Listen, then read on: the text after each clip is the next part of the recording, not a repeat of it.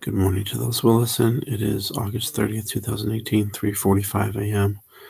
And just to tell you right off, everybody's sleeping. I'm at my sister's house. There's no way I was going back to that apartment, not after what happened tonight. So I'm going to be kind of quiet. So here's what happened. After I got done doing the video, I just got stuff lined up to leave and made sure I was able to drive, and I drove myself. I waited a little longer because I was kind of dizzy still, and once the dizziness went away, I went ahead and went. And the hospital I wound up going to, I was there. It was just really full of people, and I was there for an hour and 15 minutes just in the waiting room, not even called back at all for anything. And my friend called, and he says, "What are you doing there? You need to go to this other hospital." And that's the one I live by anyway, which I should have probably just went to in the first place. But he says that's where I go, and treat you. They'll treat you better, and they'll actually try to figure out what's wrong with you. So I went ahead and took the papers back up to the desk and told them I was going to go somewhere else. So that was at 9 o'clock. I got to that hospital, and I left there at 10:15. I got to the other hospital at 10:30, and they had a wait too, but I only had to wait about a half an hour. But they were so busy, and they had a lot going on. I didn't get out of there until 2:30, so I was there for 4 hours, plus the wasted time at the other place. So it was like almost 5.5 hours. But anyway, the only thing that they really found was inflammation in my lungs, which I already knew because I have the walking pneumonia thing going on. They did chest x-rays, and that's how they found that. They did blood work, and the blood work all came back normal, even my white blood cells. And that's weird for me because I've had like an elevated white blood cell count for like 10 years straight, maybe longer. But she said, just keep taking the prednisone, which I need to take another one. And again, once I left the apartment, within, 30 minutes again, I started feeling a lot better. All the dizziness and the lightheadedness, the feeling weak and all that, it all went away. I had a little bit harder time breathing though, but it wasn't severe. It wasn't like I had to have any kind of a treatment. It was kind of hard to breathe, and my chest was tight, but I got a nebulizer at the hospital, and my blood pressure was high, but as soon as I had the nebulizer and could breathe, it went back to normal. The first hospital, they took my blood pressure, actually, and then just my, the finger thing for the oxygen saturation, and it was 170/95, which was really high, and then they blamed it on, me being anxious about, having problems breathing. But I was like, no, I was really calm. I'm always calm. Anyway, so I guess everything's okay. I mean, the thing is, I knew it. In a way, I wanted to test it, but I didn't want to get that sick, though. I didn't think that was going to happen. Because the other times when I got sick, it was more slow. It was slower. It wasn't sudden. I mean, sometimes when the air's on, I can feel like I'm starting to get sicker within a half an hour. But it's not like, oh, blam, I'm suddenly sick. It takes, time. It gets worse and worse. So this time, in case you didn't watch the other video from before, when the people left from the office, they left and they said, "Oh, it's fine, go ahead." And I should have kept that. I should have kept part of that. I recorded them talking about everything, and the only thing that I really wanted to keep out of the whole conversation was the property manager saying that the reason for my flushing was because it was hot in my apartment, and the reason that I was getting sick was because I didn't have the air on. But I was afraid of breathing in. When the air's on, this stuff is getting all stirred into the air, and that's where I think the problem is. This whole time I put the air conditioning at 76 so it wouldn't come on all the time. It did get hot, but I got kind of used to it, and I was doing a lot better. But then when I had the air on, I turned it down to 72, and the air just was constantly running, so I was breathing all that in. And, the whole thing was, they looked underneath the carpet, and I said, "Look, you can see the wet, black, rotting wood under there." And they said, "No, there's not." I couldn't believe it when they said that.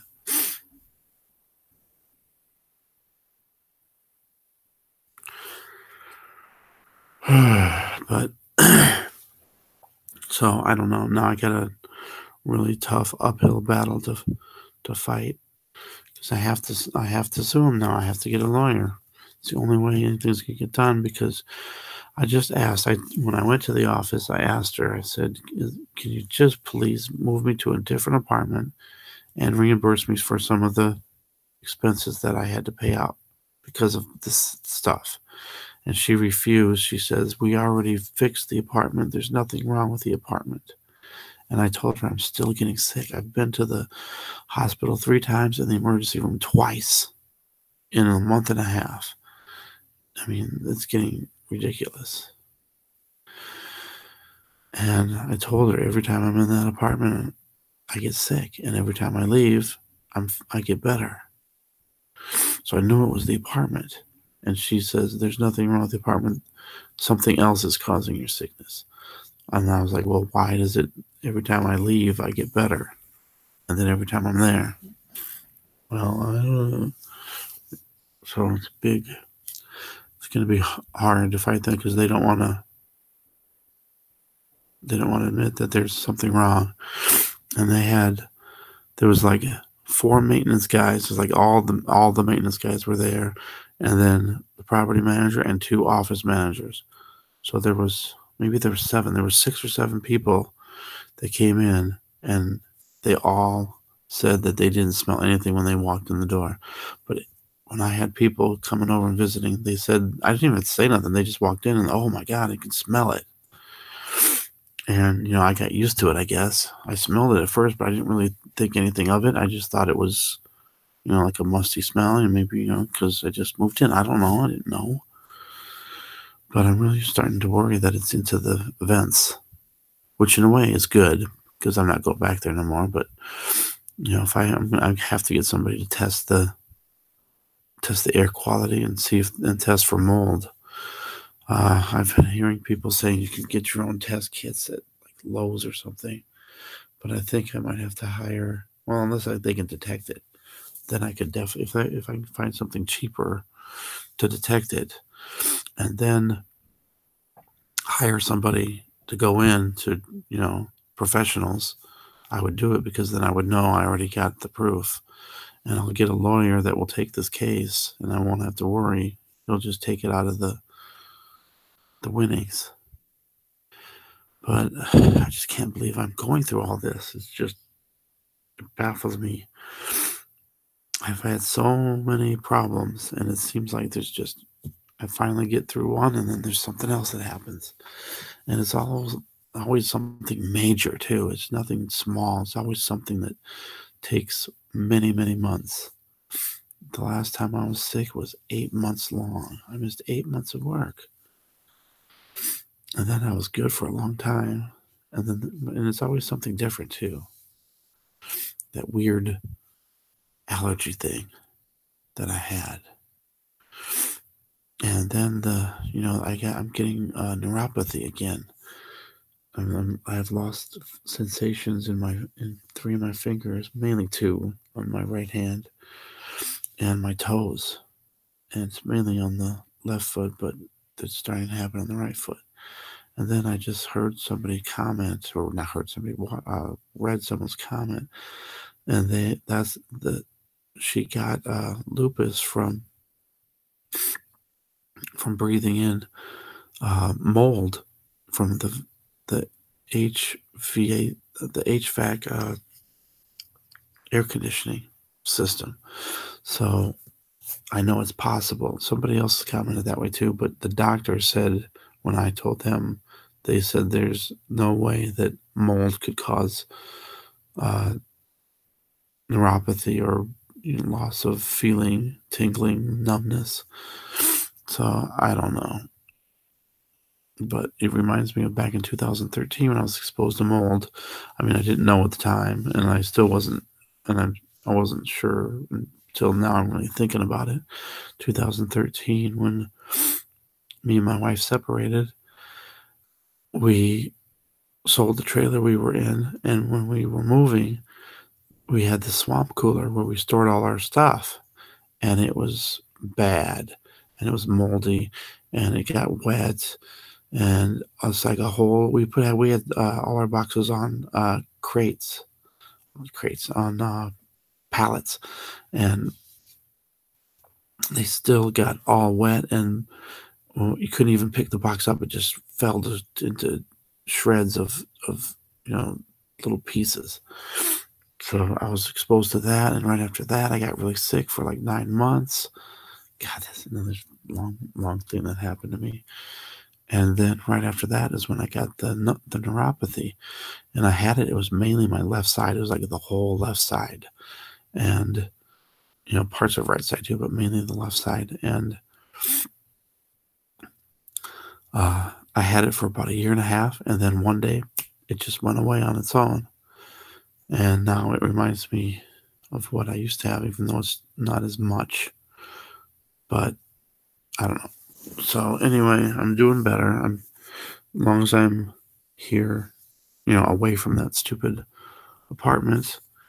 So now I have to pay rent and electricity, even though I'm going to turn electricity off or suspend it or something. I have to pay rent for a place I can't even live. How stupid is that? So now, it's, I just pray that God gives me strength to get through this, because it's a lot. It's a lot. But I'm doing good, and thank you, everybody, for your comments and your prayers. I really appreciate it. And I just wanted to make sure I let you guys know what was going on. I don't want to make this long. But is there anything else I needed to say? I just thank God that I'm still alive. And, it might sound dramatic to some people, oh, you're not going to die. But I know there's people that die from this stuff. And healthy people even. And it'd be a different story if I didn't have asthma, if I didn't have a weakened immune system and all these allergies to everything. Then it might be a different story. It might not affect me, but it's going to affect me more than most people.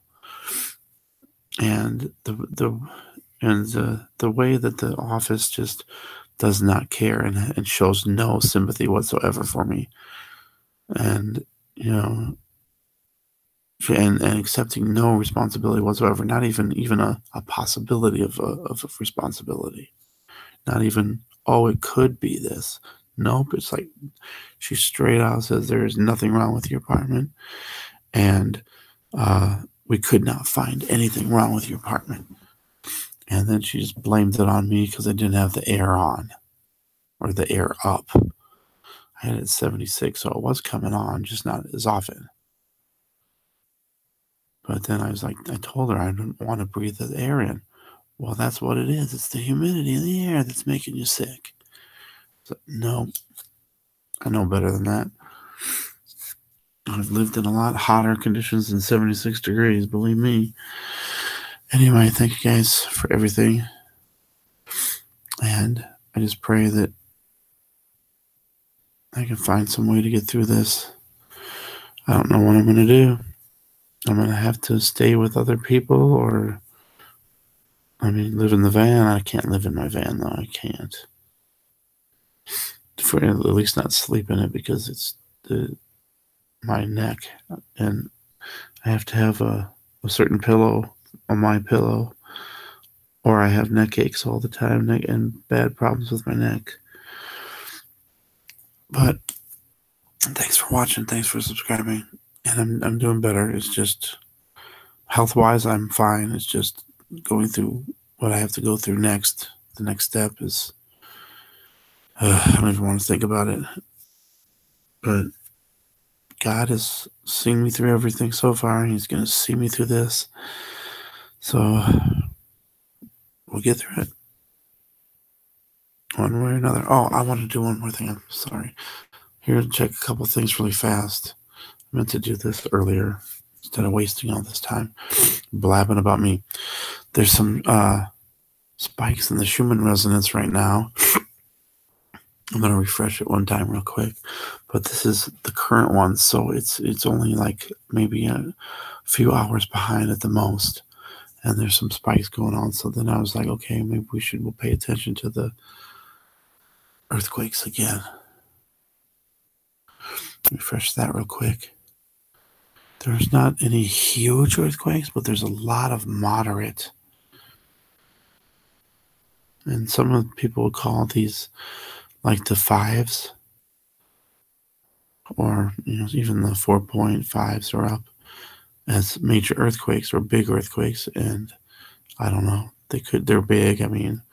But major earthquakes, I really consider 6.0 or more, and they usually show up right on here. And then I wanted to do a Bible verse real fast. If you're still here, thank you. Finally, or 1 Peter 3:8. Finally, all of you live in harmony with one another. Be sympathetic. Love as brothers. Be compassionate and humble. Unlike the office people. Be sympathetic. And it was funny too, because she says, I'm severely allergic to mold. If there was mold in here, I would have had a reaction. And here's a prayer during times of waiting, which is what's going to happen to me. I'm going to be waiting for a while. Who knows how long? I don't even know how I'm going to do this. I really don't know how I'm going to do it because I don't know how I'm going to pay for my bills and everything. And I have to pay some, because I'm going to have to pay my sister to live here. But maybe it won't be too bad. I don't know. We'll figure it out some way or another. A prayer during times of waiting. Father, many challenges, disappointments, and quandaries fill our hearts as we live out our days here on earth. Even if we are saved and walking daily by faith, the original sin committed by Adam and Eve has left a permanent stain on so much of what we encounter from day to day. But in your compassion, you provide us with ample scripture that directs us, sustains us, and encourages us as we encounter these bumps and unexpected potholes along the way. Most notably, Isaiah 41:10 teaches us to hold steady and trust you. Do not fear, for I am with you. Do not be dismayed, for I am your God. I will strengthen you and help you. I will uphold you with my righteous right hand. We know that trust will stamp out fear, since we are upheld by your righteous right hand. Thank you for caring, loving, and providing for our every need. Amen. And that's what we got to do, is we got to not fear that God will help us and strengthen us when we need it the most. And right now I need it the most. So I expect God to strengthen me, and I will not fear, because God will provide. Thanks for watching. Thanks for subscribing. God bless.